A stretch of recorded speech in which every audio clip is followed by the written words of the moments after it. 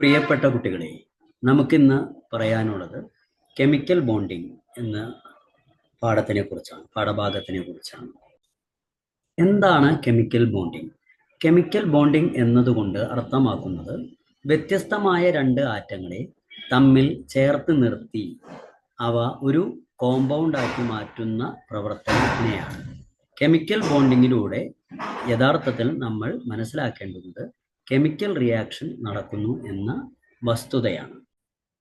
Chemical bonding നടത്തുന്നതിൻ്റെ ആവശ്യകത ഒരു എലമെന്റിന് അഥവാ ഒരു ആറ്റത്തിന് സ്വയം സെപ്പറേറ്റ് നിലനിൽപ്പ് ഇല്ലാത്ത സാഹചര്യത്തിലാണ് അത് കെമിക്കൽ ബോണ്ടിങ്ങിന് തയ്യാറാകുന്നത്. അതായത് ഒരു ആറ്റത്തിന് സ്വയം നിലനിൽക്കുക എന്നുള്ളതിനെ നമ്മൾ സ്റ്റെബിലിറ്റി എന്ന വാക്കുകൊണ്ടാണ് സൂചിപ്പിക്കുന്നത്. ഈ ഒരാറ്റത്തിന് സ്റ്റെബിലിറ്റി ലഭിക്കണമെന്നുണ്ടെങ്കിൽ അതിൻ്റെ ഏറ്റവും പുറത്തെ ഷെല്ലിൽ 8 ഇലക്ട്രോണുകൾ വേണം. ഈ ഇലക്ട്രോൺ ഒക്ടറ്റ് എന്നാണ് ഈ പ്രത്യേകതയെ നമ്മൾ വിശേഷിപ്പിക്കുന്നത്. ഒരു ആറ്റത്തിന്റെ ബാഹ്യതമ ഷെല്ലിൽ 8 ഇലക്ട്രോണുകൾ ഇല്ല എങ്കിൽ അതിന് സ്റ്റെബിലിറ്റി ഇല്ല എന്നാണ് നാം മനസ്സിലാക്കേണ്ടത്. ഇത്തരത്തിൽ ഒരു ആറ്റത്തിന്റെ ബാഹ്യതമ ഷെല്ലിൽ, ഔട്ടർമോസ്റ്റ് ഷെല്ലിൽ 8 ഇലക്ട്രോണുകളെ ഉണ്ടാക്കുന്നതിന് വേണ്ടി ഈ ആറ്റം മറ്റൊരു ആറ്റവുമായിട്ട് ഇലക്ട്രോണുകളെ പങ്കുവെക്കുകയോ അല്ലെങ്കിൽ ഇലക്ട്രോൺ കൊടുക്കുകയോ വാങ്ങുകയോ ചെയ്യുന്ന സമ്പ്രദായത്തെയാണ് നമ്മൾ കെമിക്കൽ ബോണ്ടിങ് എന്ന് പറയുന്നത്. കെമിക്കൽ ബോണ്ടിങ്ങിൽ ഏർപ്പെടുന്ന ആറ്റങ്ങൾ അവ 2 തരത്തിൽ ഏർപ്പെടാറുണ്ട്. ഒന്ന് അയോണിക് ബോണ്ടിങ്, മറ്റൊന്ന് കോവാലന്റ് ബോണ്ടിങ്. അയോണിക് ബോണ്ടിങ്ങിൽ ഒരു ആറ്റം ഇലക്ട്രോണിനെ നൽകുന്നു, മറ്റേ ആറ്റം ഇലക്ട്രോണിനെ വാങ്ങുന്നു. അതായത് വിൽക്കലും വാങ്ങലും, സെൽ ആൻഡ് ബൈ. കോവാലന്റ് ബോണ്ടിങ്ങിൽ അതേസമയം ഒരു ഇലക്ട്രോൺ മറ്റൊരു ഇലക്ട്രോണിന് ഒരിക്കലും ഇലക്ട്രോണുകളെ നൽകുന്നില്ല, പകരം അവർ ഇലക്ട്രോണുകളെ പങ്കുവെക്കുകയാണ് ചെയ്യുന്നത്. അതായത് ഒരു ആറ്റത്തിന്റെ ബാഹ്യതമ ഷെല്ലിൽ ഇലക്ട്രോണുകളുടെ എണ്ണം 4 കുറവാണ് എങ്കിൽ ആ ഇലക്ട്രോണുകൾ സാധാരണമായി തൻ്റെ പക്കലുള്ള ഔട്ടർമോസ്റ്റ് ഷെല്ലിലെ ഇലക്ട്രോണുകളെ രണ്ടാമത്തെ ആറ്റത്തിന് നൽകുകയാണ് പതിവ്. ഇതാണ് അയോണിക് ബോണ്ടിങ്ങിന് കാരണമാകുന്നത്. അതേസമയം 2 ആറ്റങ്ങൾ പരസ്പരം ചേരുന്നത് അവ ബാഹ്യതമ ഷെല്ലിൽ 4 കൂടുതൽ ഇലക്ട്രോണുകൾ ഉള്ളവയാണെങ്കിൽ ഒരു ആറ്റം മറ്റേ ആറ്റത്തിന് ഇലക്ട്രോണിനെ വിട്ടുകൊടുക്കുന്നതിന് പകരം അവർ കയ്യിലുള്ള ഇലക്ട്രോണുകളെ പരസ്പരം പങ്കുവയ്ക്കുന്നു. ഇതാണ് കോവാലന്റ് ബോണ്ടിങ് അഥവാ ഷെയറിംഗ് എന്ന് പറയുന്നത്. എന്തിനാണ് കെമിക്കൽ ബോണ്ടിങ്ങിൽ ഏർപ്പെടുന്നത്? നമ്മൾ ഒരു വട്ടം പറഞ്ഞു, നമ്മുടെ പാഠപുസ്തകത്തിൽ വ്യക്തമായി അത് കൊടുത്തിട്ടുണ്ട്. അതായത് 8 ഇലക്ട്രോണുകൾ ഔട്ടർമോസ്റ്റ് ഷെല്ലിൽ വന്നാൽ മാത്രമേ ആ ആറ്റത്തിന് സ്ഥിരത അഥവാ സ്റ്റെബിലിറ്റി ലഭിക്കുകയുള്ളൂ. അത്തരത്തിൽ സ്റ്റെബിലിറ്റി ലഭിച്ചിട്ടുള്ള എലമെന്റുകളെ നമ്മൾ നോബിൾ ഗ്യാസസ് എന്നാണ് വിളിക്കുന്നത്. ഈ നോബിൾ ഗ്യാസിന്റെ ഔട്ടർമോസ്റ്റ് ഷെല്ലിൽ ഹീലിയം ഒഴികെ ബാക്കി എല്ലാ നോബിൾ ഗ്യാസിന്റെയും ഔട്ടർമോസ്റ്റ് ഷെല്ലിൽ 8 ഇലക്ട്രോണുകളാണ് ഉള്ളത്. ഇങ്ങനെ 8 ഇലക്ട്രോണുകളെ കൈവരിക്കുന്നതിന് ഒക്ടറ്റ് കോൺഫിഗറേഷൻ എന്നാണ് വിളിക്കാറ്. ഇനി എന്താണ് അയോണിക് ബോണ്ടിങ്ങിൽ സംഭവിക്കുന്നത് എന്ന് നമുക്ക് പരിശോധിക്കാം. ഇവിടെ ടെക്സ്റ്റ് പുസ്തകത്തിൽ സോഡിയവും ക്ലോറിനും തമ്മിലുള്ള അയോണിക് ബോണ്ടിങ് ആണ് കൊടുത്തിരിക്കുന്നത്. സോഡിയത്തിന്റെ ഔട്ടർമോസ്റ്റ് ഷെല്ലിൽ ആകെ 1 ഇലക്ട്രോൺ മാത്രമേ ഉള്ളൂ. അതേസമയം ക്ലോറിന്റെ ഔട്ടർമോസ്റ്റ് ഷെല്ലിൽ 7 ഇലക്ട്രോണുകളാണ് തന്നിരിക്കുന്നത്. ഇവിടെ ക്ലോറിന്റെ കയ്യിലുള്ള 1 ഇലക്ട്രോൺ പോയാൽ ക്ലോറിന് ഔട്ടർമോസ്റ്റ് ഷെല്ലിൽ 8 ഇലക്ട്രോണുകളാവുകയും അത് അങ്ങനെ സ്ഥിരത കൈവരിക്കുകയും ചെയ്യും. അതേസമയം ക്ലോറിന് 8 ഇലക്ട്രോണുകൾ കിട്ടാനുള്ള എളുപ്പവഴി 1 ഇലക്ട്രോണിനെ കൂടി സംഘടിപ്പിക്കുക എന്നുള്ളതാണ്. അതുകൊണ്ട് തന്നെ സോഡിയവും ക്ലോറിനും തമ്മിൽ ചേരുമ്പോൾ സോഡിയം അതിൻ്റെ പക്കലുള്ള 1 ഇലക്ട്രോണിനെ ക്ലോറിന് നൽകുന്നു. അങ്ങനെ സോഡിയത്തിന്റെ പുറത്ത് 8 ഇലക്ട്രോണുകൾ ലഭിക്കുന്നു, ക്ലോറിന്റെ പുറത്തും 8 ഇലക്ട്രോണുകൾ ലഭിക്കുന്നു. ഇവിടെ കൊടുക്കുന്നതിന് മുൻപും കൊടുത്തതിന് ശേഷവുമുള്ള പ്രത്യേകതകൾ ചിത്രത്തിൽ നിന്ന് മനസ്സിലാക്കാവുന്നതാണ്. കൊടുത്തതിന് ശേഷം സോഡിയത്തിന്റെ മുകളിൽ നമ്മൾ പ്ലസ് എന്ന് ചേർത്തിരിക്കുന്നു. പ്ലസ് എന്ന് പറഞ്ഞാൽ +1 എന്നർത്ഥം. അതായത് 1 ഇലക്ട്രോൺ സോഡിയത്തിൽ നിന്ന് നഷ്ടപ്പെട്ടിരിക്കുന്നു എന്നർത്ഥം. ഈ ഇലക്ട്രോൺ പോയിരിക്കുന്നത് ക്ലോറിനാണ്. സ്വാഭാവികമായിട്ടും ക്ലോറിന് 1 ഇലക്ട്രോൺ വന്നതുകൊണ്ട് അതിന് നെഗറ്റീവ് ചാർജ് ലഭിച്ചു. അതായത് 1 ഇലക്ട്രോൺ വന്നതുകൊണ്ടുള്ള നെഗറ്റീവ് ചാർജാണ്, അതായത് -1 എന്നർത്ഥം. ഇവിടെ സോഡിയവും ക്ലോറിനും തമ്മിലുള്ള അയോണിക് ബോണ്ടിങ് ബോർ ഡയഗ്രം ഉപയോഗിച്ചാണ് കാണിച്ചിരിക്കുന്നത്. എന്നാൽ ബോർ ഡയഗ്രത്തിന് പകരം സർവ്വസാധാരണമായി ഉപയോഗപ്പെടുത്തുന്ന രീതിയാണ് ഇപ്പോൾ നിങ്ങൾ കാണുന്നത്. ഇതിൽ സോഡിയത്തിൻ്റെ ഏറ്റവും പുറത്തുള്ള ഷെല്ലിലെ ഒരു ഇലക്ട്രോൺ മാത്രം കാണിച്ചിരിക്കുന്നു. പക്ഷേ അത് ഷെൽ കാണിക്കാതെ വെറുതെ ഇലക്ട്രോൺ മാത്രമാണ് ഒരു ഡോട്ടിലൂടെയാണ് കാണിച്ചിരിക്കുന്നത്. അതേസമയം ക്ലോറിൻ്റെ ഏറ്റവും പുറത്തുള്ള ഷെല്ലിൽ 7 ഇലക്ട്രോണുകളാണുള്ളത്. ആ 7 ഇലക്ട്രോണുകളെ 7 ഡോട്ടുകൾ കൊണ്ട് കാണിച്ചിരിക്കുന്നു. ഇവ രണ്ടും തമ്മിൽ ചേർന്നതിന് ശേഷമുള്ള അവസ്ഥ സോഡിയത്തിൻ്റെ പേര് മാത്രമേ ഉള്ളൂ, അതിൻ്റെ മുകളിൽ ഒരു പ്ലസ് മാത്രം. അതായത് സോഡിയത്തിൻ്റെ ആ ഒരു ഇലക്ട്രോൺ അതിൻ്റെ കയ്യിൽ നിന്ന് പോയിരിക്കുന്നു. അതേസമയം ക്ലോറിൻ്റെ പുറത്ത് 8 ഇലക്ട്രോണുകൾ വന്നിരിക്കുന്നു. നേരത്തെ നമ്മൾ കാണിച്ചതുപോലെ തന്നെ സോഡിയത്തിൻ്റെ മുകളിൽ പ്ലസ് എന്നും ക്ലോറിൻ്റെ മുകളിൽ നെഗറ്റീവ് എന്നും ഒരു ബ്രാക്കറ്റ് ഇട്ടതിന് ശേഷം കാണിച്ചിരിക്കുന്നു. ഇവിടെ ഇത് കൂടാതെ തന്നെ സോഡിയത്തിൻ്റെ ചുവട്ടിലായി അതിൽ എത്ര ഇലക്ട്രോണുകൾ ഏതൊക്കെ ഷെല്ലുകളിൽ എന്ന് കാണിച്ചിട്ടുണ്ട്, 2, 8. അതുപോലെ ക്ലോറിൻ്റെയും കാണിച്ചിട്ടുണ്ട് 2, 8, 8. ഇതിനെ ഇങ്ങനെ എഴുതുന്നതിന് നമ്മൾ ഇലക്ട്രോൺ വിന്യാസം എന്നാണ് പറയാറ്. ഇലക്ട്രോൺ വിന്യാസത്തെ ഇലക്ട്രോൺ കോൺഫിഗറേഷൻ എന്ന് ഇംഗ്ലീഷിൽ പറയുന്നു. പ്രത്യേകം ശ്രദ്ധിക്കുക, ഇവിടെ ഷെല്ലുകൾ കാണിക്കാതെ ഔട്ടർമോസ്റ്റ് ഷെല്ലിലെ ഇലക്ട്രോണുകളെ മാത്രം ഒരു ഡോട്ട് ഉപയോഗിച്ച് കാണിച്ചിരിക്കുന്നത് കൊണ്ട് ഇത്തരം രീതിയെ ഡോട്ട് ഡയഗ്രം എന്നാണ് വിളിക്കാറ്. ഇവിടെ സോഡിയവും ക്ലോറിനും തമ്മിൽ പ്രവർത്തിക്കുമ്പോൾ സോഡിയത്തിനും ക്ലോറിനും സംഭവിക്കുന്നത് എന്താണ് എന്ന് ഒരു സമവാക്യ രൂപത്തിൽ തന്നിട്ടുണ്ട്. സോഡിയത്തിന് സംഭവിക്കുന്നത് നോക്കൂ. സോഡിയത്തിൻ്റെ കയ്യിൽ നിന്ന് ഒരു ഇലക്ട്രോൺ നഷ്ടപ്പെട്ടു. അതായത് സോഡിയത്തിൻ്റെ മുകളിൽ പ്ലസ് വന്നു. അതായത് സോഡിയത്തിൻ്റെ മുകളിൽ പ്ലസ് എന്ന് പറഞ്ഞാൽ +1 എന്നാണ് അർത്ഥം, +1. അതേസമയം ഇലക്ട്രോൺ നഷ്ടപ്പെടുന്നതിന് മുൻപ് സോഡിയത്തിന് മുൻപ് 0 ആയിരുന്നു. അതായത് ഇവിടെ ഇലക്ട്രോൺ ഒരെണ്ണം നഷ്ടപ്പെട്ടു. സോഡിയത്തിന് നടന്നത് ഓക്സിഡേഷൻ. അതായത് ഇലക്ട്രോൺ നഷ്ടപ്പെടുന്ന പ്രവർത്തനത്തിനെ വിളിക്കുന്ന പേര് ഓക്സിഡേഷൻ എന്നാണ്. ഇലക്ട്രോൺ നഷ്ടപ്പെടുന്ന എലമെന്റ് അഥവാ ആറ്റത്തിനെ വിളിക്കുന്ന പേര് റെഡ്യൂസിങ് ഏജന്റ് എന്നാണ്. അതേസമയം ക്ലോറിന്റെ മുകളിൽ 0 ആയിരുന്നു. പക്ഷെ ഒരു ഇലക്ട്രോൺ വന്നതിന് ശേഷം ക്ലോറിന് -1 ലഭിച്ചിരിക്കുന്നത്. ഇവിടെ ക്ലോറിന് ഇലക്ട്രോൺ ലഭിച്ചതുകൊണ്ട് അതിനെ നമ്മൾ വിളിക്കുന്ന പേര് റിഡക്ഷൻ എന്നാണ്. ക്ലോറിനെ നമ്മൾ ഓക്സിഡൈസിങ് ഏജന്റ് എന്നാണ് വിളിക്കുന്ന പേര്. അതായത് റിഡക്ഷൻ എന്ന് പറഞ്ഞാൽ ഒരു ഇലക്ട്രോൺ നഷ്ടപ്പെടുക, ഒരു ഇലക്ട്രോൺ ലഭിക്കുക. അതേസമയം റിഡക്ഷൻ സംഭവിക്കുന്ന എലമെന്റിനെ വിളിക്കുന്ന പേര് ഓക്സിഡൈസിങ് ഏജന്റ്.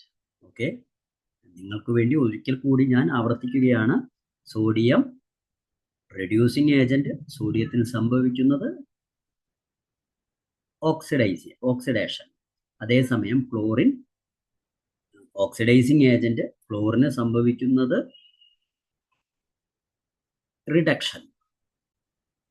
ഈ പറഞ്ഞ കാര്യങ്ങൾ മറ്റൊരു പാഠഭാഗത്ത് നമുക്ക് വളരെ വിശദമായി പറയാനുണ്ട്. ഈ അവസരത്തിൽ അയോണിക് ബോണ്ടിങ്ങിന് മറ്റൊരു പേരും കൂടി ഇവിടെ പറയുന്നു. ഇലക്ട്രോ വാലന്റ് ബോണ്ട് എന്നാണ് പറയുന്നത്. അതായത് അയോണിക് ബോണ്ട് എന്ന് പറഞ്ഞാൽ ഒരു ഇലക്ട്രോൺ വാങ്ങുകയോ വിൽക്കുകയോ ചെയ്യുന്നതിലൂടെ 2 ആറ്റങ്ങൾ തമ്മിൽ ചേരുന്നതാണ്. അതിനെ വിളിക്കുന്ന പേര് അയോണിക് ബോണ്ട്. അതിൻ്റെ മറ്റൊരു പേര് electro valent bond. Electro valent bond അഥവാ അയോണിക് ബോണ്ടിങ്ങിലൂടെ രൂപപ്പെടുന്ന സംയുക്തങ്ങൾക്ക്, കോമ്പൗണ്ടുകൾക്കും പേരുണ്ട്. അതിനെ നമ്മൾ വിളിക്കുന്നത് അയോണിക് കോമ്പൗണ്ട് എന്നാണ്. അതായത് അയോണിക് ബോണ്ടിങ്ങിലൂടെ ഉണ്ടാകുന്ന കോമ്പൗണ്ടുകൾ അയോണിക് കോമ്പൗണ്ട്. മനസ്സിലായി എന്ന് കരുതുന്നു. ഇനി നമുക്ക് പറയാനുള്ളത് എന്താണ് അയോണിക് കോമ്പൗണ്ടുകളുടെ പ്രത്യേകതകൾ. അയോണിക് കോമ്പൗണ്ടുകളെ തിരിച്ചറിയാൻ താഴെയുള്ള മാർഗങ്ങൾ എടുക്കാവുന്നതാണ്. അയോണിക് കോമ്പൗണ്ടുകൾ സൊല്യൂബിൾ ഇൻ പോളാർ സോൾവെന്റ്, അതായത് വെള്ളം പോലുള്ള പദാർത്ഥങ്ങളിൽ നന്നായി കലരുന്നവയാണ് അയോണിക് കോമ്പൗണ്ട്. അതുപോലെ അയോണിക് കോമ്പൗണ്ട് നോൺ വോളാറ്റൈൽ ആണ്, ഹാർഡാണ്. അതുപോലെ അയോണിക് കോമ്പൗണ്ട് ക്രിസ്റ്റൽ ആണ്, സോളിഡ് സ്റ്റേറ്റിലുള്ളതാണ്, ഹൈ മെൽറ്റിംഗ് പോയിന്റ് ഉള്ളതാണ്, ബോയിലിംഗ് പോയിന്റ് ഉള്ളതാണ്. അതേപോലെ ഇലക്ട്രിസിറ്റി ഉരുകിയ അവസ്ഥയിൽ, മോൾട്ടൺ സ്റ്റേറ്റിൽ മാത്രമേ, അതുപോലെ അക്വസ് സ്റ്റേറ്റിൽ, അതായത് വെള്ളത്തിൽ കലർത്തിയ അവസ്ഥയിലും ഇലക്ട്രിസിറ്റി കടത്തിവിടുന്നു.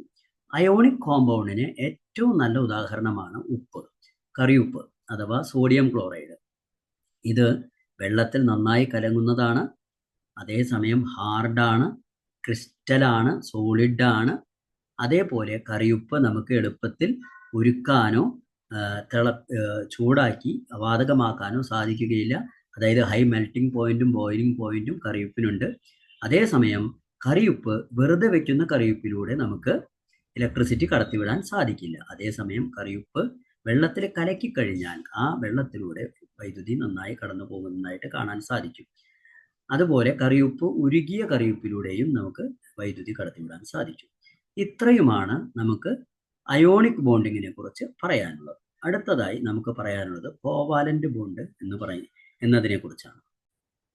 നാം ഓൾറെഡി മനസ്സിലാക്കി വെച്ചിരിക്കുന്ന കാര്യം, കോവാലന്റ് ബോണ്ട് എന്ന് പറയുന്നത് രണ്ട് ആറ്റങ്ങൾ തമ്മിൽ ഇലക്ട്രോണുകളെ കൊടുക്കുകയോ വാങ്ങുകയോ ചെയ്യാതെ അവ പരസ്പരം പങ്കുവെക്കുമ്പോൾ സംഭവിക്കുന്നതാണ്.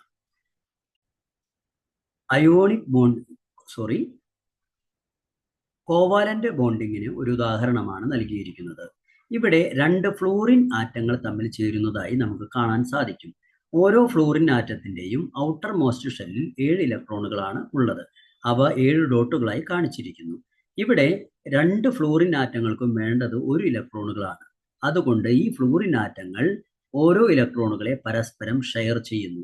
അങ്ങനെ രണ്ട് ഫ്ലൂറിൻ ആറ്റങ്ങളുടെയും ഔട്ടർ മോസ്റ്റ് ഷെല്ലിൽ 8 ഇലക്ട്രോണുകളായിട്ട് രൂപപ്പെടുന്നു. ഇവിടെ ഒരു ഫ്ലൂറിൻ ആറ്റം എടുക്കുന്നത് 1 ഇലക്ട്രോൺ, രണ്ടാമത്തെ ഫ്ലൂറിൻ ആറ്റം എടുക്കുന്നത് 1 ഇലക്ട്രോൺ.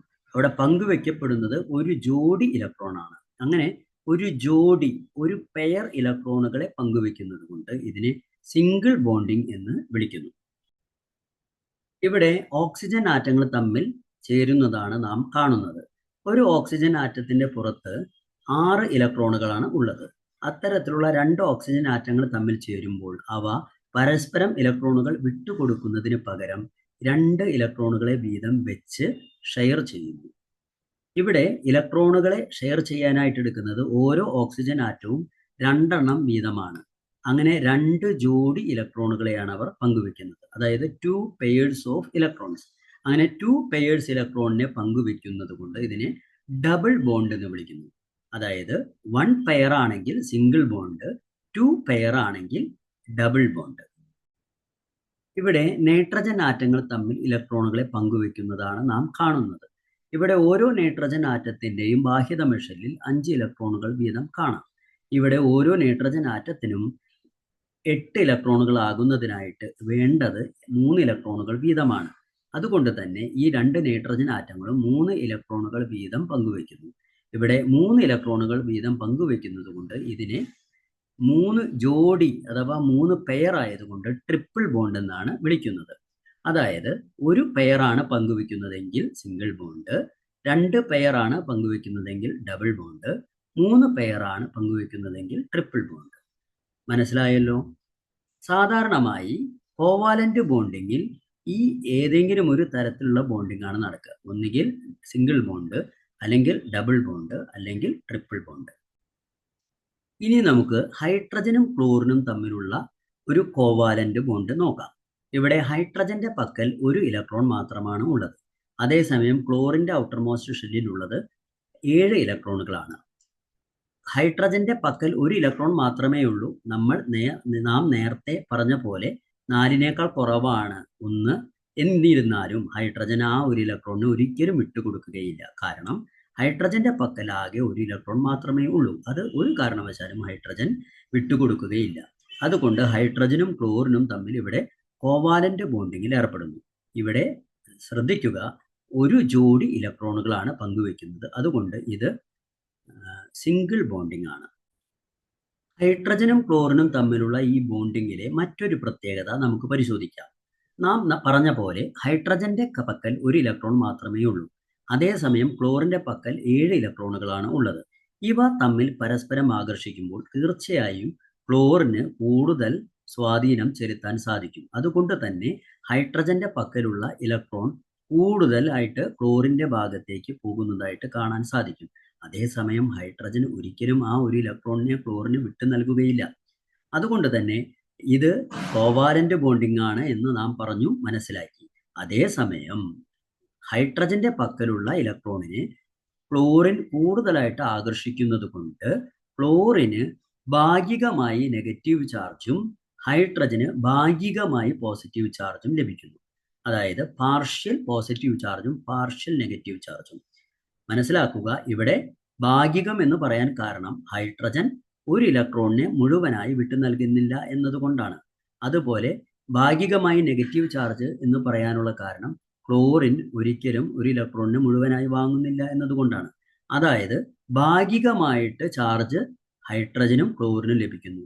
ഇങ്ങനെ ഭാഗികമായി ചാർജ് ലഭിക്കുന്നു എന്ന് കാണിക്കുന്നതിനായിട്ട് നമ്മൾ ഒരു പ്രത്യേക തര രീതിയിലാണ് ഇത് അടയാളപ്പെടുത്തുന്നത്. ഇതിനെ വിളിക്കുന്നത് ഡെൽറ്റ പ്ലസ് എന്നും ഡെൽറ്റ മൈനസ് എന്നുമാണ്.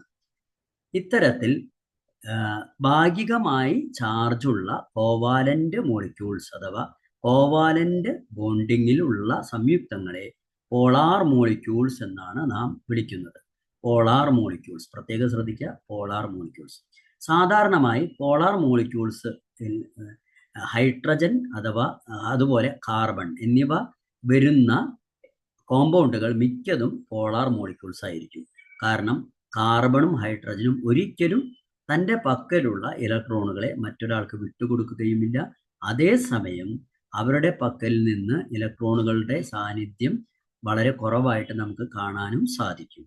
ഇക്കാരണത്താൽ ഭാഗികമായിട്ട് ആ സംയുക്തങ്ങൾക്ക് ചാർജ് ലഭിക്കാനുള്ള സംയുക്തത്തിലെ എലമെന്റുകൾക്ക് ചാർജ് ലഭിക്കാനുള്ള സാധ്യതയുണ്ട്. അതുകൊണ്ട് നാം അവയെ പോളാർ സംയുക്തങ്ങൾ എന്നാണ് വിളിക്കുന്നത്.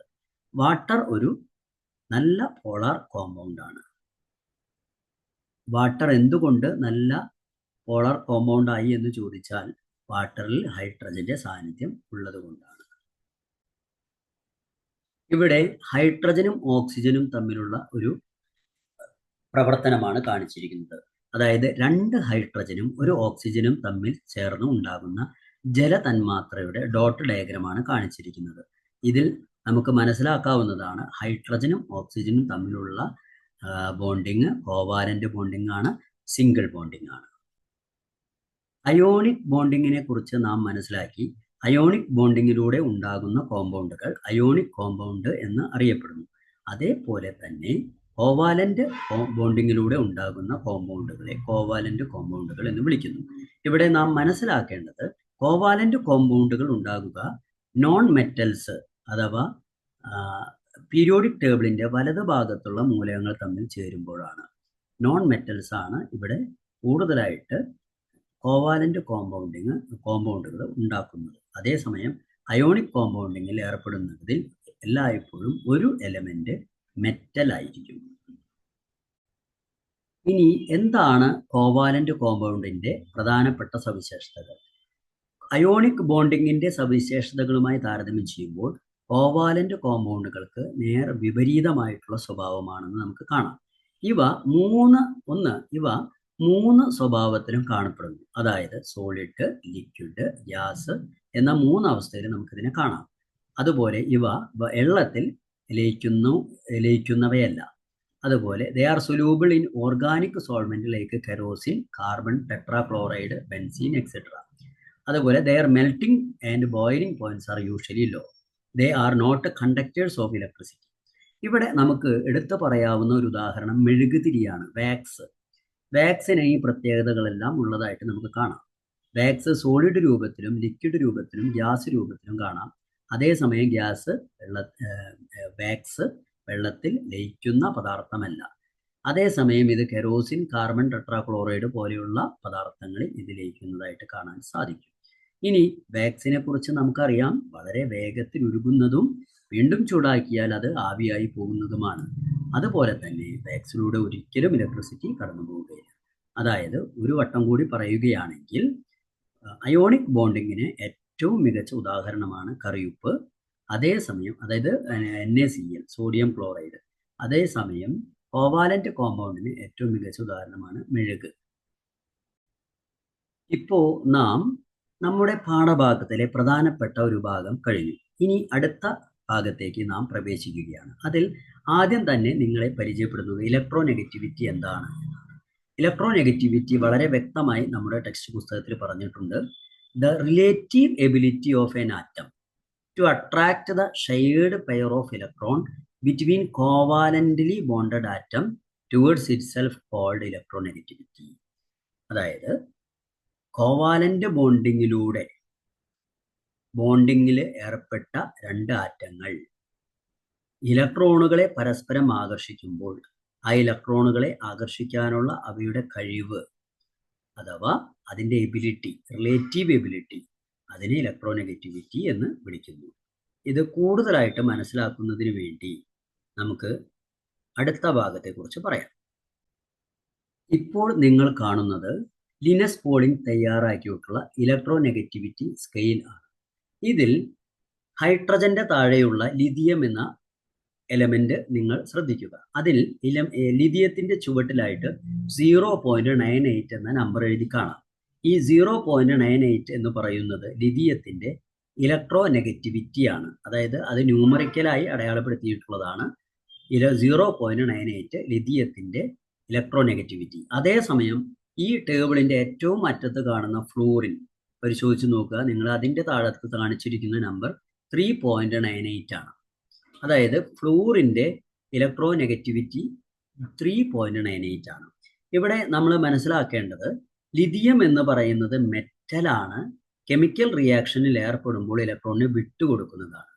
അതേസമയം ഫ്ലൂറിൻ എന്ന് പറയുന്നത് നോൺ മെറ്റലാണ്, കെമിക്കൽ റിയാക്ഷനിൽ ഏർപ്പെടുമ്പോൾ എല്ലായ്പ്പോഴും ഇലക്ട്രോണിനെ വാങ്ങുകയോ അല്ലെങ്കിൽ സഹസംയോജക ബന്ധനം അഥവാ കോവാലന്റ് ബോണ്ടിങ്ങിൽ ഏർപ്പെടുകയോ ചെയ്യുന്നതാണ്. ഈ രണ്ട് എലമെന്റുകൾ തമ്മിൽ കെമിക്കൽ റിയാക്ഷനിൽ ഏർപ്പെട്ടാൽ ലിഥിയം കൊടുക്കും, ഫ്ലൂറിൻ വാങ്ങിക്കും. അതായത് അത് അയോണിക് ബോണ്ടിങ് ആണ്. ഇവിടെ നാം മനസ്സിലാക്കേണ്ടത് ഇലക്ട്രോനെഗറ്റിവിറ്റി എന്നതുകൊണ്ട് ഉദ്ദേശിക്കുന്നത് എന്തുകൊണ്ട് ലിഥിയത്തിന് ഇലക്ട്രോനെഗറ്റിവിറ്റി കുറഞ്ഞു. ഇലക്ട്രോനെഗറ്റിവിറ്റി കുറയാനുള്ള കാരണം ലിഥിയം വളരെ എളുപ്പത്തിൽ ഇലക്ട്രോണിനെ വിട്ടുകൊടുക്കുന്നതായതുകൊണ്ട് ലിഥിയത്തിൽ നിന്ന് ഇലക്ട്രോണിനെ നേടിയെടുക്കാൻ ഒരു പ്രയാസവുമില്ല. അതുകൊണ്ട് ഇലക്ട്രോനെഗറ്റിവിറ്റി അവിടെ കുറഞ്ഞു, ന്യൂമറിക്കലായി അതിൻ്റെ സംഖ്യ കുറഞ്ഞു. അതേസമയം ഫ്ലൂറിൻ്റെ കയ്യിൽ നിന്നും ഒരു ഇലക്ട്രോണിനെ ലഭിക്കുക എന്ന് പറയുന്നത് എളുപ്പമല്ല. അതുകൊണ്ട് തന്നെ ഫ്ലൂറിനെ നമ്മൾ വളരെ ഉയർന്ന ഇലക്ട്രോനെഗറ്റിവിറ്റി, അതായത് അതിൽ നിന്ന് ഇലക്ട്രോണിനെ ലഭിക്കണമെങ്കിൽ ഉയർന്ന തരത്തിലുള്ള ഊർജം നമ്മൾ ചെലുത്തേണ്ടതുണ്ട്. അതുകൊണ്ട് അതിൻ്റെ ഇലക്ട്രോനെഗറ്റിവിറ്റി വളരെ ഉയർന്നതായി കാണിച്ചിരിക്കുന്നു. ലിനസ് പോളിംഗിന്റെ സ്കെയിലിന്റെ പ്രത്യേകത അല്ലെങ്കിൽ സവിശേഷത എന്തെന്ന് നോക്കാം. രണ്ട് എലമെന്റുകൾ തമ്മിൽ കെമിക്കൽ റിയാക്ഷനിൽ ഏർപ്പെടുമ്പോൾ അവ തമ്മിലുണ്ടാകുന്ന റിയാക്ഷൻ അയോണിക് ആണോ കോവാലന്റ് ആണോ എന്നറിയുന്നതിനായി നമുക്ക് അവയുടെ ഇലക്ട്രോനെഗറ്റിവിറ്റി നമ്പർ തമ്മിലുള്ള വ്യത്യാസം പരിശോധിച്ചാൽ മതിയാകും. അതായത് ഇലക്ട്രോനെഗറ്റിവിറ്റി വാല്യൂസ് തമ്മിലുള്ള വ്യത്യാസം, ഡിഫറൻസ് 1.7 കൂടുതലാണ് എങ്കിൽ അവ തമ്മിലുള്ള ബന്ധം അയോണിക് ബോണ്ടിങ്ങും, അതേ സമയം 1.7 കുറവ് ആണ് എങ്കിൽ അവ തമ്മിലുള്ള റിലേഷൻ കോവാലന്റ് ബോണ്ടിങ്ങും ആയിരിക്കും. അതായത് ഒരിക്കൽ കൂടി പറയാം, രണ്ട് എലമെന്റുകൾ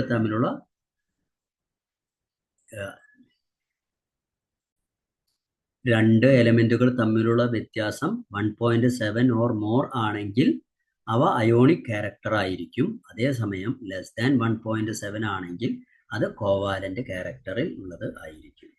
ഇതിന് കൂടുതൽ ഉദാഹരണങ്ങൾ താഴത്ത് ഒരു ടേബിളിൽ തന്നിട്ടുണ്ട്. കുട്ടികൾ പ്രത്യേകം അത് ചെയ്ത് പഠിക്കേണ്ടതാണ്. ഒരെണ്ണം നമുക്കിവിടെ പറയാം. അതിൽ സോഡിയം ക്ലോറൈഡ് NaCl പ്രവർത്തനം കാണിച്ചിരിക്കുന്നു. അതിൽ Na എന്ന് പറയുന്നത് സോഡിയത്തിൻ്റെ അതുപോലെ ക്ലോറിൻ്റെയും ഇലക്ട്രോനെഗറ്റിവിറ്റി നമ്പറുകൾ നമ്മൾ പരിശോധിക്കുകയാണെങ്കിൽ സോഡിയത്തിൻ്റേത് 0.93 ആണ്, ക്ലോറിൻ്റേത് 3.16 ആണ്. അവ തമ്മിലുള്ള വ്യത്യാസം 2.23 ആണ്. അത് 1.7 മോർ ദാൻ ആണ്. അതുകൊണ്ട് തന്നെ അത് അയോണിക് ആണ്. ഇതേപോലെ ഹൈഡ്രജനും ക്ലോറിനും തമ്മിലുള്ള ബന്ധം, ഹൈഡ്രജന്റെ ഇലക്ട്രോനെഗറ്റിവിറ്റി 2.20 ആണ്. അതേസമയം ക്ലോറിൻ്റെ 3.16 ആണ്. ഇവ തമ്മിലുള്ള വ്യത്യാസം 0.96 ആണ്. അത് 1.7 കുറവാണ്. അതുകൊണ്ട് ഇവ തമ്മിലുള്ള ബന്ധം കോവാലന്റ് ബോണ്ടിങ് ആയിരിക്കും. മനസ്സിലായല്ലോ? അടുത്തതായി നമുക്ക് പറയാനുള്ളത് വാലൻസി എന്ന് പറയുന്നതിനെ കുറിച്ചാണ്. വാലൻസി ഇവിടെ പറഞ്ഞിരിക്കുന്നത് the number of electron lost, gained or shared. അതായത് ഇലക്ട്രോണുകൾ നഷ്ടപ്പെടുകയോ കിട്ടുകയോ അഥവാ ഷെയർ ചെയ്യുകയോ ചെയ്യപ്പെടുന്നുവെങ്കിൽ അത് ആ ആറ്റത്തിന്റെ, അത് എത്രയാണ് അതിന്റെ എണ്ണമെങ്കിൽ അതാണ് ആ ആറ്റത്തിന്റെ വാലൻസി. എന്താണ് വാലൻസിയുടെ ഉപയോഗം? രണ്ട് ആറ്റങ്ങൾ തമ്മിൽ കെമിക്കൽ റിയാക്ഷനിൽ ഏർപ്പെടുമ്പോൾ ആ കെമിക്കൽ റിയാക്ഷൻ നടക്കുന്നതിൻ്റെ കെമിക്കൽ ഇക്വേഷൻ എഴുതുന്നതിനായിട്ട് വാലൻസി നമ്മെ വളരെ എളുപ്പത്തിൽ സഹായിക്കുന്നു. വാലൻസി അത് മറ്റൊരു വിധത്തിൽ പറഞ്ഞാൽ വാലൻസി അറിയാമെങ്കിൽ രണ്ട് എലമെന്റുകൾ തമ്മിലുള്ള കെമിക്കൽ റിയാക്ഷന്റെ കെമിക്കൽ ഇക്വേഷൻ വളരെ എളുപ്പത്തിൽ നമുക്ക് എഴുതാവുന്നതാണ്. കെമിക്കൽ റിയാക്ഷൻ എഴുതുന്നതിന് മുൻപ് വാലൻസി എങ്ങനെ കണക്കാക്കുന്നു എന്നുള്ളത് ഒന്നും കൂടി പരിശോധിക്കാം. ഇവിടെ NaCl എന്ന കോമ്പൗണ്ടിൽ Na-യുടെ ഇലക്ട്രോണിക് കോൺഫിഗറേഷൻ തന്നിട്ടുണ്ട് 2, 8, 1. അതിൻ്റെ ഔട്ടർ മോസ്റ്റ് ഷെല്ലിൽ ഇലക്ട്രോണിൻ്റെ എണ്ണം 1 ആണ്. അതായത് ഈ ഒരെണ്ണത്തിന് അത് വിട്ടുകൊടുക്കും, അതുകൊണ്ട് അതിൻ്റെ വാലൻസി 1. അതേപോലെ ക്ലോറിൻ, അതിൻ്റെ ഔട്ടർ മോസ്റ്റ് ഷെല്ലിലെ ഇലക്ട്രോണിൻ്റെ എണ്ണം 17 ആണ്. അതിലെ ഔട്ടർ മോസ്റ്റ് ഷെല്ലിലെ ഇലക്ട്രോണിൻ്റെ എണ്ണം 7 ആണ്. അതിന് ഒരു ഇലക്ട്രോണിനെയാണ് വേണ്ടത്, ആ ഒരു ഇലക്ട്രോണിനെ അത് നേടിയെടുക്കും, അതുകൊണ്ട് അതിൻ്റെ വാലൻസി 1. ഇനി നമുക്ക് വാലൻസി എഴുതുന്നത് എങ്ങനെ എന്ന് നോക്കാം. അതായത് ഇവിടെ മഗ്നീഷ്യത്തിൻ്റെ അറ്റോമിക് നമ്പർ തന്നിട്ടുണ്ട്, അതിൻ്റെ നിന്ന് ഇലക്ട്രോണിക് കോൺഫിഗറേഷൻ എഴുതുമ്പോൾ 2, 8, അപ്പോൾ 2, 8, 10, ബാക്കി 2, അവസാനത്തെ ഷെല്ലിൽ 2 എണ്ണം. അതുപോലെ Fൻ്റെ അറ്റോമിക് നമ്പർ തന്നിട്ടുണ്ട് 9, അപ്പോൾ 2 കഴിഞ്ഞാൽ ബാക്കി ഇനി 7 മാത്രം, 2ഉം 7ഉം മാത്രം. അപ്പോൾ ഇവിടെ മഗ്നീഷ്യത്തിനെ സംബന്ധിച്ചിടത്തോളം അതിന് സ്ഥിരത ലഭിക്കണമെങ്കിൽ 2 ഇലക്ട്രോണുകൾ നഷ്ടപ്പെടണം. അതായത് ആ നഷ്ടപ്പെടുന്നതാണ് അതിൻ്റെ വാലൻസി. അതേസമയം Fനെ സംബന്ധിച്ചിടത്തോളം അതിന് 1 ഇലക്ട്രോൺ ലഭിക്കണം, അപ്പോൾ 1 ആണ് അതിൻ്റെ വാലൻസി. മനസ്സിലായല്ലോ? ഇനി വാലൻസി ഉപയോഗിച്ച് എങ്ങനെയാണ് കെമിക്കൽ കോമ്പൗണ്ടിന്റെ ഫോർമുല എഴുതുന്നത് എന്ന് നോക്കാം. നോക്കൂ, ഇവിടെ പൊട്ടാസ്യവും ഓക്സിജനും, അതായത് Kയും Oയും തമ്മിലുള്ള കെമിക്കൽ ഫോർമുലയാണ് നാം എഴുതാൻ പോകുന്നത്. പൊട്ടാസ്യത്തിന്റെ വാലൻസി 1ഉം ഓക്സിജന്റെ 2ഉമാണ്. ഇവിടെ പൊട്ടാസ്യം ഇലക്ട്രോണിനെ വിട്ടുകൊടുക്കുന്ന ആള്, ഓക്സിജൻ ഇലക്ട്രോണിനെ വാങ്ങുന്ന ആളുമാണ്. അതുകൊണ്ട് പൊട്ടാസ്യം K ആദ്യം എഴുതണം. ശ്രദ്ധിക്കുക, ഇലക്ട്രോണിനെ വിട്ടുകൊടുക്കുന്ന എലമെന്റ് ഏതാണോ അതാണ് ആദ്യം നമ്മൾ എഴുതുക, K. അതുപോലെ ഇലക്ട്രോൺ വാങ്ങുന്ന എലമെന്റ് ഏതാണോ അതാണ് രണ്ടാമത് എഴുതുക, O. ഇനി പൊട്ടാസ്യത്തിന്റെ വാലൻസി അതിന്റെ മുകളിലായി നമ്മൾ കാണിക്കുന്നു +1. വിട്ടുകൊടുക്കുമ്പോൾ പോസിറ്റീവ് ചാർജാണ് ലഭിക്കുക, വാങ്ങുമ്പോൾ നെഗറ്റീവ് ചാർജാണ്. അതായത് ഓക്സിജന്റെ മുകളിൽ അതിന്റെ വാലൻസിയോടൊപ്പം നെഗറ്റീവ് ചേർക്കുന്നു. ഇനി നമ്മൾ ചെയ്യേണ്ടത് ഓക്സിജന്റെ മുകളിലുള്ള 2 പൊട്ടാസ്യത്തിന്റെ ചുവട്ടിലും പൊട്ടാസ്യത്തിന്റെ മുകളിലുള്ള 1 ഓക്സിജന്റെ ചുവട്ടിലും എഴുതുക. ഇത്രയും ചെയ്തു കഴിഞ്ഞാൽ അത് കോമ്പൗണ്ടായി, കോമ്പൗണ്ടിന്റെ കെമിക്കൽ നെയിമായി. അതായത് K2O. അതായത് O എന്ന് പറയുന്നത് നമുക്കറിയാം, അത് O1 എന്ന് പറയുന്നത് O ഒരെണ്ണം എന്ന് സൂചിപ്പിക്കുന്നതാണ്, 1നെ പ്രാധാന്യമില്ല. അതുകൊണ്ട് K2O എന്ന് മാത്രം എഴുതിയാൽ മതിയാകും. ഇതുപോലെ സിങ്കും ക്ലോറിനും നോക്കൂ, സിങ്കിന്റെ മുകളിൽ Znന്റെ മുകളിൽ +2, ക്ലോറിന്റെ മുകളിൽ -1. ഇനി ഈ 1 ഇങ്ങോട്ടും മാറ്റി എഴുതുക, 2 അങ്ങോട്ട് എഴുതുക. അതായത് ZnCl2. ഓക്കെ. അതേപോലെ കാർബണും ക്ലോറിനും, കാർബണിന്റെ മുകളിൽ കാർബണും ക്ലോറിനും ഇതേപോലെ എഴുതുമ്പോൾ കാർബൺ ക്ലോറിൻ, ക്ലോറിന്റെ 1 എടുത്ത് കാർബണിന്റെ ചുവട്ടിലും കാർബണിന്റെ 4 എടുത്ത് ക്ലോറിന്റെ ചുവട്ടിലും. അതായത് CCl4, കാർബൺ ടെട്രാക്ലോറൈഡ് എന്നാണ് പൊതുവെ ഇതിനെ വിളിക്കുന്ന പേര്. അതുപോലെ Mg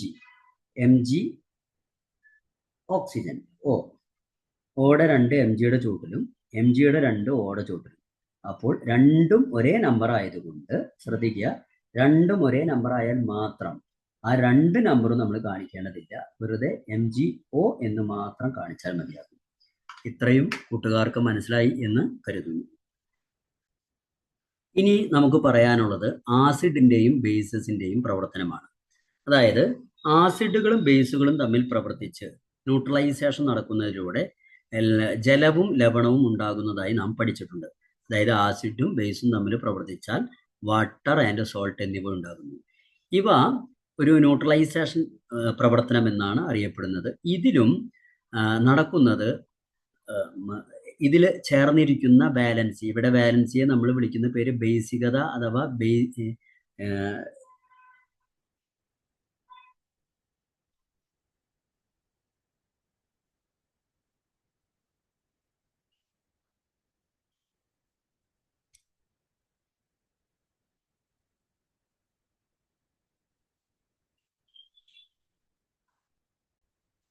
നാം വിളിക്കുന്നത് ബേസിസിറ്റി അഥവാ ബേസികത എന്നാണ്. നമുക്കറിയാം ആസിഡ്, ആദ്യം നമ്മൾ ആസിഡിനെ കുറിച്ച് പറയുമ്പോൾ ആസിഡിൽ അടങ്ങിയിരിക്കുന്ന എലമെന്റ് ആണ് ഹൈഡ്രജൻ. എല്ലാ ആസിഡിലും ഹൈഡ്രജൻ അയോൺ ഉണ്ടായിരിക്കും. അതേപോലെ എല്ലാ ബേസിലും ഹൈഡ്രോക്സൈഡ് അയോൺ ഉണ്ടായിരിക്കും. ഇത് നമ്മൾ മുൻ ക്ലാസ്സുകളിൽ പഠിച്ചിട്ടുള്ളതാണ്. അപ്പോൾ ഈ ഹൈഡ്രജൻ പൊതുവായിട്ടുള്ള എലമെന്റ് ആണ്. അപ്പോൾ അതിൻ്റെ കൂടെ ചേരുന്ന അയോൺ ഏതാണ്, അല്ലെങ്കിൽ അതിൻ്റെ സോൾട്ട് ഏതാണ് എന്നറിഞ്ഞു കഴിഞ്ഞാൽ നമുക്ക് ആ ആസിഡ് നിഷ്പ്രയാസം എഴുതാനായിട്ട് സാധിക്കും. ആദ്യമായി ആസിഡ് എടുത്ത് നമുക്ക് പരിശോധിക്കാം. ഇവിടെ ഈ ആസിഡിൻ്റെ ലവണം അഥവാ സോൾട്ട് ക്ലോറിൻ ആണ്. അപ്പോൾ നമ്മൾ ക്ലോറിൻ്റെ മുൻപിൽ എച്ച് എഴുതുന്നു. കാരണം എച്ച് ഇവിടെ ഇലക്ട്രോൺ വിട്ടുകൊടുക്കുന്ന അഥവാ ഇലക്ട്രോൺ പങ്കുവെക്കുമ്പോൾ ഇലക്ട്രോൺ കൂടുതലായിട്ട് അവിടെ നഷ്ടപ്പെടുന്നത് ഹൈഡ്രജന്റെ ഭാഗത്തു നിന്നാണ്. അതുകൊണ്ട് എച്ച് മുൻപിൽ എഴുതുന്നു, Cl രണ്ടാമത് എഴുതുന്നു. ഇവിടെ ക്ലോറിന്റെ ബേസിസിറ്റി ഒന്നായതുകൊണ്ട് ഒന്ന് നമ്മൾ എടുത്ത് കാണിക്കേണ്ടതില്ല. അതേസമയം SO4 2, അതിൽ നോക്കുക, എച്ച് എഴുതുമ്പോൾ SO4 2- എന്ന് പറയുന്ന SO4ന്റെ ബേസിസിറ്റി 2 ഹൈഡ്രജന്റെ ചുവട്ടിലായിട്ട് എഴുതുന്നു. വീണ്ടും അടുത്തതായിട്ട് PO4 നാം എഴുതുമ്പോൾ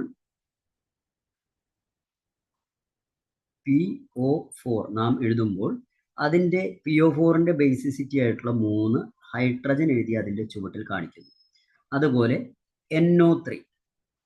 NO3യുടെ ബേസിസിറ്റി 1 അത് ഹൈഡ്രജന്റെ ചുവട്ടിൽ കാണിക്കേണ്ട ആവശ്യമില്ല. കാരണം 1 ആയതുകൊണ്ട് കാണിക്കേണ്ട ആവശ്യമില്ല. അതുകൊണ്ട് HNO3 എന്ന് എഴുതിയാൽ മതിയാകും. അടുത്തത് CO3, അതിൻ്റെ ബേസിസിറ്റി 2 അതുകൊണ്ട് ഹൈഡ്രജന്റെ ചുവട്ടിൽ പ്രത്യേകം H2 എന്ന് കാണിക്കണം. H2SCO3.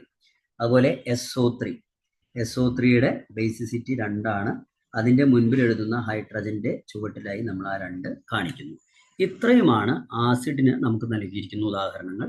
ഇതിൽ നിന്നും ആസിഡിന്റെ ബേസിസിറ്റി എങ്ങനെയാണ് എഴുതുക എന്നുള്ളത് നിങ്ങൾക്ക് മനസ്സിലായി എന്ന് കരുതുന്നു. അടുത്തതായി ആൽക്കലി അഥവാ ബേസിന്റെ ഫോർമുല എഴുതുന്നതാണ് നമ്മൾ ചെയ്യാൻ പോകുന്നത്. ഇവിടെ ഹൈഡ്രോക്സൈഡ് അയോൺ അഥവാ OH ആണ് ആൽക്കലിയുടെ കൂടെ നമ്മൾ എല്ലാ ആൽക്കലിയുടെ കൂടെ കാണുന്ന അയോൺ എന്ന് പറയുന്നത്, നെഗറ്റീവ് അയോൺ എന്ന് പറയുന്നത്. അപ്പോൾ അതിൽ ഇവിടെ തന്നിരിക്കുന്ന ടേബിളിൽ Na തന്നിട്ടുണ്ട്. അതിൻ്റെ ബേസിസിറ്റി അഥവാ പോസിറ്റീവ് അയോൺ എന്ന് പറയുന്നത് 1. അപ്പോൾ NaOH 1 ആയതുകൊണ്ട് 1 പ്രത്യേകം എഴുതേണ്ടതില്ല. അതേപോലെ തന്നെ K+, അവിടെയും 1 തന്നെയാണ്. ബേസിസിറ്റി എന്ന് പറയുന്നത് 1 തന്നെയാണ്. അപ്പോൾ 1 നമ്മൾ അവിടെ എഴുതുന്നു. ഇവിടെ OH എപ്പോഴും വാങ്ങുന്ന ആളാണ്, അതുകൊണ്ട് OH രണ്ടാമത് എഴുതണം, K ഒന്നാമത് എഴുതണം. അപ്പോൾ K 1 ആയതുകൊണ്ട് OHന് പ്രത്യേകിച്ച് ഒന്നും കാണിക്കേണ്ടതില്ല. അതേസമയം Ca2+ എന്ന് പറയുന്നതിൽ നോക്കൂ, സംയോജകത 2, അതുകൊണ്ട് Caയുടെ കൂടെ OH എഴുതുമ്പോൾ OHന് ഒരു ബ്രാക്കറ്റ് ഇട്ട് കൊടുത്ത് ട്വൈസ് എന്ന്, അതായത് 2 അതിൻ്റെ ചുവട്ടിൽ എഴുതണം. അതുപോലെ Al3+, അവിടെ Al3+, ഇതിൻ്റെ ബേസിസിറ്റി 3 നമ്മൾ എഴുതുമ്പോൾ Al എന്ന് എഴുതുന്നു, ഒപ്പം OH എന്ന് എഴുതുന്നു. എന്നിട്ട് OH ട്വൈസ് ഇട്ടിട്ട് 2 അല്ല 3 എന്ന് നമ്മൾ എഴുതുന്നു.